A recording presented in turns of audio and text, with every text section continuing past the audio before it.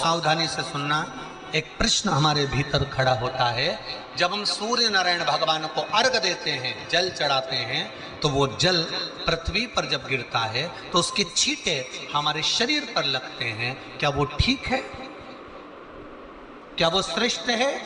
तो शिव महापुराण की कथा कहती है, जब हम सूर्य को अर्घ देते हैं, सूर्य को जल चढ़ाते हैं, वो पानी जब पृथ्वी पर गिरता है, उसके छींटे हमारे शरीर पर लगते हैं, तो वो श्रेष्ठता का भाव निर्मित करते हैं। वो गलत नहीं हो सकता। कारण अब वो भी समझ लीजिए।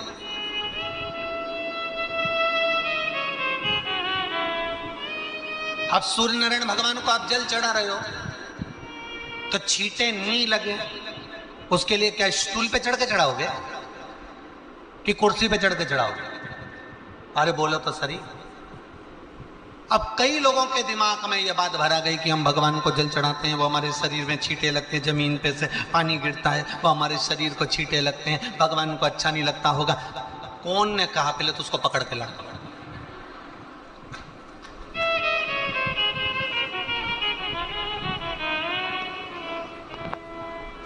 क्योंकि मेरे राम जी महाराज, मेरे भगवान कृष्ण, बड़े बड़े संत, साधु, सन्यासी, तपस्वी, साधक, उपासक जितने भी हुए, जिन्होंने सूर्य की आराधना करी, इन्होंने टेबल पे चढ़कर या कुर्सी पे चढ़कर जल नहीं चढ़ाया। इन्होंने पृथ्वी पर खड़े होकर ही, क्योंकि पृथ्वी तत्व के देव हैं शिव। जब हम मृत्यु लोक पर खड़े होकर, पृथ्वी पर खड़े होकर भगवान शंकर का भाग पृथ्वी तत्व को धारण कर कर जल को हाथ में लेकर जब समर्पित करते हैं, और जो जल नीचे गिरता है वो शरीर पर अगर लगता है तो हमको उसका आशीर्वाद ही प्राप्त होता है, दोष नहीं लगता। और लोगों ने इसको विपरीत कर दिया। कि कौन ने विपरीत करा? कई लोगों ने इसको विपरीत कर दिया। कौन ने विपरीत करा? तो जो दूसरे धर्म के लोग होते हैं, जिनको हिंदू धर्म से नफरत होती है और जो हिंदू धर्म की पूजन, सेवा, अर्चना को समाप्त करना चाहते हैं, वो धीरे धीरे धीरे धीरे कहने लगे कि सूर्य को जल चढ़ाओगे तो शरीर में लगेगा, शरीर में लगेगा तो दोष लगेगा। इसको कह कहकर घर घर में सूर्य को जल चढ़ाना लोगों ने बंद कर दिया कि आप जल चढ़ाएंगे तो दोष लगेगा, शरीर पे छींटा लगेगा, शरीर को ऐसा लगेगा। ये दोष नहीं। कितनी सुंदर बात है महाराज। सूर्य नारायण भगवान को जब जल चढ़ाया जाता है, हाथ सिर से 8 इंच की दूरी पर होना चाहिए। जम के बोलिए, सिर से कितना ऊंचा होना चाहिए? 8 इंच ऊपर अपना हाथ होना चाहिए मस्तक से सूर्य को जल चढ़ाते समय। और ना चांदी का, ना स्टील का, ना लोहे का, ना प्लास्टिक का, ना कांच का, ना सोने का कोई बर्तन, ना कांसे का, ना एल्युमिनियम का, ना पीतल का, केवल एक पात्र होना चाहिए, वो है तांबे का। काय का पात्र होना चाहिए? तांबे का पात्र। और सूर्य नारायण भगवान को जब 8 इंच ऊपर तुम्हारा हस्त है, और जब हम सूर्य को जल चढ़ा रहे हैं, कैसे जल चढ़ाना है वो भी समझ लीजिए। अगर कोई कैंसर का मरीज है, जिसके चेस्ट में कैंसर आ गया हो, लेफ्ट में, राइट में कहीं पर कैंसर आ गया हो, या कोई गठान आ गई हो, तो महाराज आप जल चढ़ाते समय उस जल की धार को सूर्य भगवान को जब चढ़ा रहे हो तो धार आपकी गठान की ओर जाना चाहिए, जिससे सूर्य की किरण उस जल में से आपके उस स्थान पर पड़े, उस जगह पर पड़े जहां पर गठान है। महाराज आप लगातार जल तो चढ़ाना चालू करो, अच्छे अच्छे डॉक्टर फेल हो जाएंगे और कह देंगे गठान ठीक है।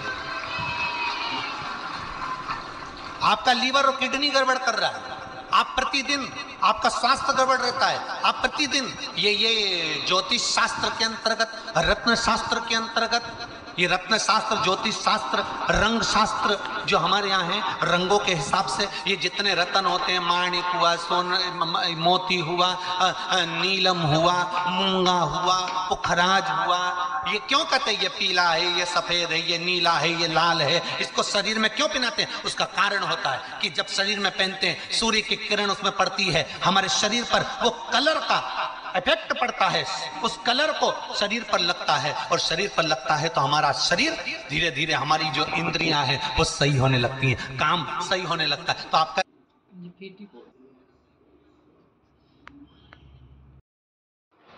जैसे सूर्य नारायण भगवान को स्टील के लोटे से या चांदी के लोटे से या पीतल के लोटे से या प्लास्टिक के लोटे से या कांच के बर्तन से जल चढ़ाने से आयु क्षीण होती है। क्या समाप्त होती है? आयु। और सूर्य नारायण भगवान को अगर तांबे के लोटे से जल दिया जाता है तो आयु की वृद्धि होती है, और दिन भर में अगर कोई काम अटकने वाला है तो वो काम का रास्ता खुल जाता है और शरीर की बीमारी समाप्त हो जाती है। शरीर की बीमारी समाप्त हो जाती है। 2 तारीख को नूतन संवत्सर प्रारंभ हो रहा है, नया वर्ष प्रारंभ हो रहा है। 2 तारीख नया संवत्सर, नया वर्ष प्रारंभ हो रहा है। एक नियम बना लो कि हमारे शरीर को, क्योंकि दिन भर हम दुकान पे बैठे रहते हैं, नौकरी में लगे रहते हैं, सर्विस में लगे रहते हैं, अगर मुंबई, पुणे, चेन्नई, मद्रास आदि बड़ी बड़ी सिटियों में लोग रहते हैं तो उनको ऑफिस जाना पड़ता है। सवेरे से जल्दी उठते हैं, काम करते हैं, दिन भर ऑफिस में लगे रहते हैं। व्यापार करने वाला व्यक्ति व्यापार करता रहता है, नौकरी करने वाला व्यक्ति नौकरी करता रहता है, धंधा करने वाला व्यक्ति धंधा करता रहता है, ठेला चलाने वाला, गाड़ी चलाने वाला गाड़ी चलाता रहता है। घर की माताओं को एक नियम नए संवत्सर से चालू कर देना चाहिए। क्या नियम? क्योंकि जान है तो जहान है। बोलो सही है कि गलत है? शरीर में रोग आ गया, बीमारी आ गई, और तुमने 5 लाख रुपए महीना भी कमाया, मान लो, एक सरल भाषा में समझ लो, 5 लाख रुपए महीना तुम कमा रहे हो, 4 लाख रुपए महीना तुम कमा रहे हो, और शरीर में बीमारी आ गई। अब वो 5 लाख रुपए तुम्हारे कमाए हुए किसी काम के हैं क्या? हॉस्पिटल में जाओगे, दवाई में, गोली में, जांचों में वो समाप्त होते चले जाएगा। तुमने कमाया किसके लिए था? अपने बच्चों के लिए। मेहनत किसके लिए करी? अपने बच्चों के लिए। परिश्रम किसके लिए करा? आगे बढ़ने के लिए। और मालूम पड़ा कि तुम बीमार पड़ गए, जितना तुमने कमा कर जोड़ा था वो सब तुम्हारी बीमारी में लग गया। तो ऐसा कमाना कोई फायदे का है क्या? कमाओ, दिल से कमाओ, जितनी तुम्हारी कैपेसिटी है उससे दुगना कमाओ, और उसके साथ एक काम चालू करो कि तुम अंतिम क्षण तक, जब मौत तुम्हारे दरवाजे पर आए, तुम्हारी उम्र जब पूरी हो, तब तक भी तुम बीमार नहीं पड़ो। उसके लिए एक काम चालू कर दो कि नए साल से हमें तांबे के लोटे में पानी भरना है, सिर से 8 इंच ऊपर रखना है, सूर्य को अर्घ देना है, और जो पानी नीचे गिरेगा उस पानी में से सूर्य का दर्शन करना है। वो पानी जो हमारे शरीर के इस हृदय रेखा के सम्मुख से, इस कपाल रेखा के बीच में से, मध्य से उस पानी की धार जब सूर्य की किरण देगा तो हमारे शरीर में कोई बड़ी बीमारी, ना कैंसर, ना लीवर, ना किडनी, कोई अटैक पटैक आ ही नहीं सकती। मेरा बच्चों से भी निवेदन है कि आप अपने पापा से कहो, आप अपनी मम्मी से कहो, और बड़ों से निवेदन है वो अपने बच्चों से कहो।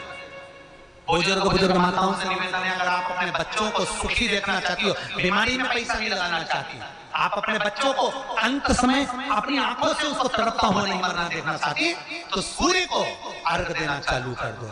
क्योंकि सूर्य की किरण जल के साथ जब इस शरीर पर पड़ती है तो शरीर में कोई बीमारी टिक ही नहीं सकती। ये श्रीमद् शिव महापुराण की कथा कह रही है।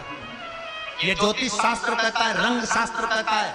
हमारे जितने ज्योतिष शास्त्र है, रंग शास्त्र है, नग बताते हैं, मोती बताते हैं, नीलम बताते, पन्ना बताते, ये सब क्या पहनाते? रंग का क्यों पहनाते? क्योंकि रंग का इफेक्ट इस शरीर पर पड़ता है। कपड़े कौन से कलर के पहन रहे हो, उसका इफेक्ट इस शरीर पर पड़ता है। उसी तरह 8 इंच ऊपर मस्तिष्क से तुम्हारा हाथ होना चाहिए, तांबे के कलश में जल होना चाहिए और सूर्य को देखकर उस जल की धार में सूर्य को जल दीजिए। जिंदगी में बीमारी तुमको नहीं घेर सकती, और बीमार हो भी गए हो तो 15-20 दिन करके देखने में कुछ नहीं जाता। बात में मत करना, हमारा झूठ बोल रही होगा, उसमें क्या दिक्कत? क्यों कह रहे हैं, क्यों बोल रहे हैं? उसका एक कारण है, आज के समय में लोग 80 साल और 90 साल के होकर नहीं जा रहे भाई। आज के समय में लोग अटैक आता है, बीमारी आती है, कैंसर हो गया, शुगर हो गई, बीपी हो गया, 60, 70, 75, 55, 40 में लोगों के प्राण छूट जा रहे हैं। अगर ये पूरी पृथ्वी युवानों से जवानों से अगर दीन हो जाएगी तो किस काम की? तुम्हारा कमाया गया धन किस काम का होगा?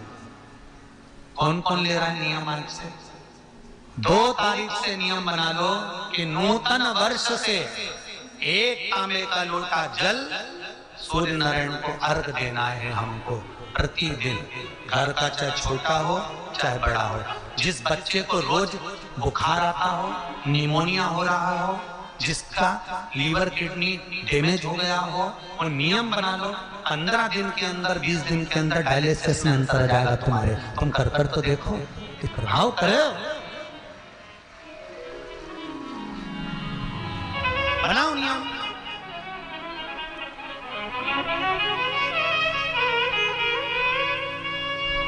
जिस नारी को